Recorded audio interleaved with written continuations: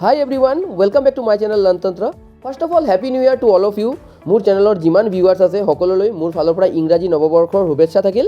আৰু আজি 1 জানুৱাৰী মুখ্যমন্ত্ৰী মহোদয়ে বহুকেইটা গুড নিউজ দিছে যিমান চৰকাৰী এমপ্লয়ি আছে তেওঁলোকৰ কাৰণেও গুড নিউজ আছে শিক্ষাৰ্থীসকলৰ কাৰণে জব এস্পিৰেণ্টৰ কাৰণেও গুড নিউজ আছে আৰু ইয়াৰ লগে লগে অসমৰ যিমান ৰাইজ আছে সকলোৰ কাৰণে গুড নিউজ আছে আৰু এমপ্লয়িৰ কাৰণে যিকেইটা গুড নিউজ দিছে তাৰ মাজত আটাইতকৈ ডাঙৰ গুড নিউজটো হৈছে যে অষ্টম দৰমহা আয়োগ মানে 8 পে কমিশ্যন কনষ্টিটিউট কৰা আৰু ভাৰতবৰ্ষৰ মাজত অসম প্ৰথম ষ্টেট যোনে মানে নিজাববীয়াকৈ 8 পে কমিশ্যনৰ কমিটি গঠন কৰিছে আৰু আপোনালোকে দেখিছে ইয়াৰ কাৰণে ৰিটায়াৰ্ড IAS অফিচাৰক ইয়াৰ দায়িত্ব দিয়া হৈছে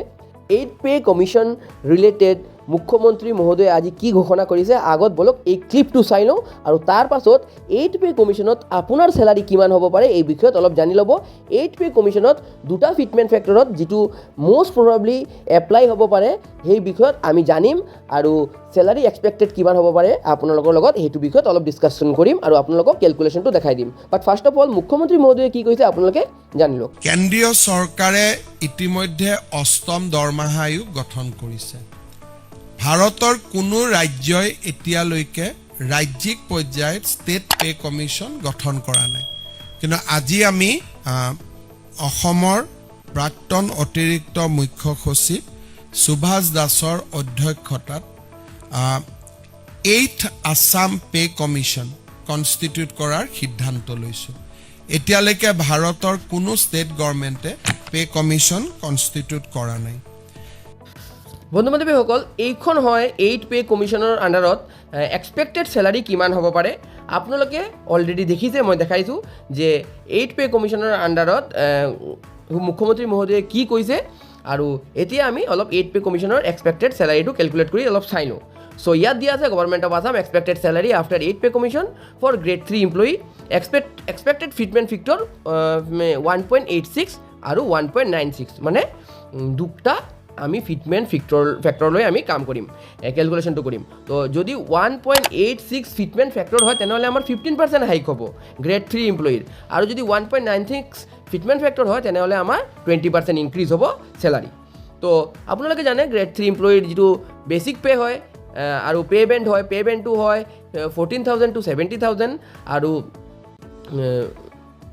গ্ৰেড পে হয় 8700 তো বেসিক পে বিফোৰ ৰিভিশন আমি 22700 আমি জানো আৰু এই 22700টো লৈ আমি ক্যালকুলেশন কৰিব লাগিব তো ইয়াত আপোনালোকে চাব পাৰিছে আমি প্ৰথম ফিটমেন্ট ফেক্টৰটো 1.86 লৈছো আৰু ইয়াৰ লগত 22700 22700 যেতিয়া মাল্টিপ্লাই কৰিছো আমাৰ বেসিক পে তেতিয়া হৈছে 42222 আৰু যদি আমি 1.96 ফিটমেন্ট ফেক্টৰ লওঁ তেতিয়া আমাৰ মাল্টিপ্লাই কৰাৰ পাছত এইখন যেটো আমাৰ গ্ৰেড পে আছে তাৰ লগত মাল্টিপ্লাই কৰাৰ পাছত 44492 ঠিক আছে এইটো আমাৰ নতুন বেসিক পে এই ক্যালকুলেশনটো যিকোনো ক্যান্ডিডেট বা যিকোনো এমপ্লয়ি চালে গম পাই যাব ভিডিওলৈ কন্টিনিউ কৰাৰ আগত এটা সৰু ৰিকুৱেষ্ট যিসকলে এতিয়াও চেনেলটোক সাবস্ক্ৰাইব কৰা নাই কাইন্ডলি সাবস্ক্ৰাইব কৰি ল'ব আৰু এট প্ৰেজেন্ট যেতিয়া আপুনি ভিডিওটো চাই আছে সেই ওপৰত থকা লাইক বাটনটো কাইন্ডলি ক্লিক কৰি দিয়ক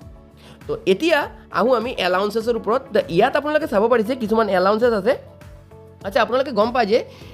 ডিএ দিয়াৰ মানে ফিটমেন্ট ফেক্টৰ লগাৰ পাছত ডিএটো 0 হৈ যায় সেইকাৰণে আমি 0 ধৰিলোঁ দুটা ক্ষেত্ৰতেই আৰু 10% এইচআৰে আপোনাৰ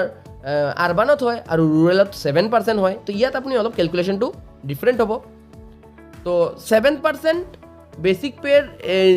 পেৰ 7% আপোনাৰ এইচআৰে হ'ব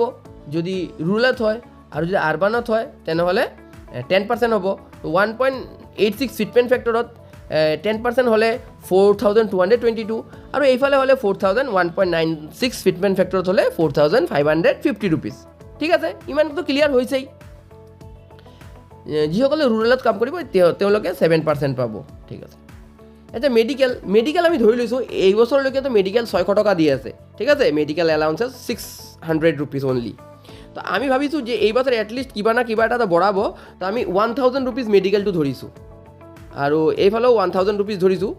তো এই টোটাল গ্ৰছ পে আমাৰ টোটাল গ্ৰছ পে 42000 তাৰপিছত 4222 1000 মিলি 47444 হৈছে আৰু 1.96 ফিটমেন্ট ফেক্টৰত টোটাল আমাৰ যেটো গ্ৰছ পে হৈছে এইটো 49000 942 ৰুপিজ হৈছে ঠিক আছে এইবোৰৰ লগত এইকেইটাৰ লগত এইকেইটা প্লাছ কৰিছোঁ আৰু এইটোৰ লগত এইটো প্লাছ কৰিছোঁ আই হোপ আপোনালোকে গম পাই গৈছে কি কৈছোঁ মহাত্মা গান্ধীৰ চশমা হৈ গ'ল ঠিক আছে আচ্ছা এতিয়া আমি আহোঁ তলত অলপ আমি চাওঁ এইটো আমাৰ গ্ৰছ পে আছে this is our gross pay now the deduction এইটো গ্ৰছ পে আৰু এইটো গ্ৰছ পে তো 1.86 ফিটমেণ্ট ফেক্টৰত আমাৰ ডিডাকশ্যন কিমান হ'ব তো এন পি এছ আপোনালোকে জানে 10% হয় gross pay 10% N P S কাটিছে এইফালে 1.96ত ইমান এন পি এছ কাটিছে জি আই এছ 200 টকা তাৰপিছত জি আই এছ এইফালে 200 টকা ডিডাকশ্যন প্ৰি টেক্স 208 এইফালে 208 এইবোৰ এমাউণ্ট যদি চেঞ্জ কৰে তো পাছৰ কথা আমি বাট এট প্ৰেজেণ্ট যিমান আছে সেইটোৰ ওপৰতে আমি ধৰিছোঁ মালচিয়াৰ কাৰণে 225 টকা কাটে মই দুইফালৰ পৰাই 225 টকা কম কৰি দিলোঁ আৰু 47,000ৰ পৰা 47,444ৰ পৰা যেতিয়া এই ওপৰত তিনিটা এমাউণ্টক আমি মাইনাছ কৰিছোঁ তেতিয়া আমি টোটেল ডিডাকশ্যন কিমান পাইছোঁ টোটেল ডিডাকশ্যন আমাৰ 4,855 আৰু এইফালে 5,083 ঠিক আছে এইটো ফিটমেণ্ট ফেক্টৰৰ ডিডাকশ্যন হয় আচ্ছা এতিয়া আমি নেট চেলাৰীটোত আহি যাওঁ তো গ্ৰছ চেলাৰীটো আমাৰ 47,444 আছে ঠিক আছে ওপৰত আছে গ্ৰছ চেলাৰী ইয়াৰ পৰা যেতিয়া আমি কি কৰিছোঁ আমি ডিডাকশ্যন এই ডিডাকশ্যনটো মাইনাছ কৰিছোঁ আমাৰ হাতত কিমান পইচা পাম আমি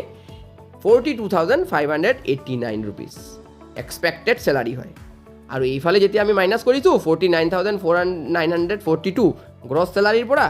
আমি ডিডাকশ্যনটো মাইনাছ কৰিছোঁ তো আমি পাইছোঁ 44,889 এইবোৰ হয় আমাৰ এই দুটা হয় আমাৰ এক্সপেক্টেড চেলাৰী যদি ফিটমেণ্ট ফেক্টৰ 1.86 দিয়ে ইমান হ'ব উইথ আৰু যদি 1.96 দিয়ে ইমান হ'ব এতিয়া আকৌ আছে কোনোবা কৈ আছে 2.23 দিব বোলে কোনোবা কৈ আছে যদি 2.23 দিয়ে বা 5.83ও দিয়ে 9.93 দিয়ে যিমানেই দিয়ে আপোনালোকৰ কেলকুলেশ্যনটো ইমানেই হ'ব আৰু এনেকাই হ'ব আপোনালোকে নিজৰ কেলকুলেশ্যনটো নিজেই কৰি ল'ব পাৰিব ঠিক আছে চ' মুখ্যমন্ত্ৰী মহোদয়ে বহুত এটা ভাল কথা কৈছে সেইকাৰণে ভাবিছোঁ মই যে এটলিষ্ট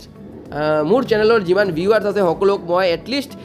চেলাৰীটো অলপ দেখাই দিওঁ যে কিমান আপুনি মে বি পাব পাৰে ঠিক আছে মে বি তো this is your may be salary let's hope for the best আৰু মুখ্যমন্ত্ৰী মহোদয়ক যেতিয়া 8 পে কমিশ্যনৰ কমিটি গঠন কৰি দিছে তেনেহ'লে আমি খুব জলদি 8 পে কমিশ্যনটো পাম because the committee is already formed যিসকলে চেনেলটোক এতিয়াও ছাবস্ক্ৰাইব কৰা নাই কাইণ্ডলি ছাবস্ক্ৰাইব কৰি ল'ব যদি ভিডিঅ'টো আপুনি লাষ্টলৈকে চাইছে সেই ওপৰত থকা লাইক বাটনটো ক্লিক কৰি দিয়ক আৰু এই ধৰণৰ মোৰ ইম্পৰ্টেণ্ট আপডেটছৰ কাৰণে চেনেলটোক ছাবস্ক্ৰাইব কৰিব চেনেলটোক ছাপোৰ্ট কৰিব দ্যাটছ অল ফৰ নাও থেংকছ ফৰ ৱাচিং দ্য ভিডিঅ'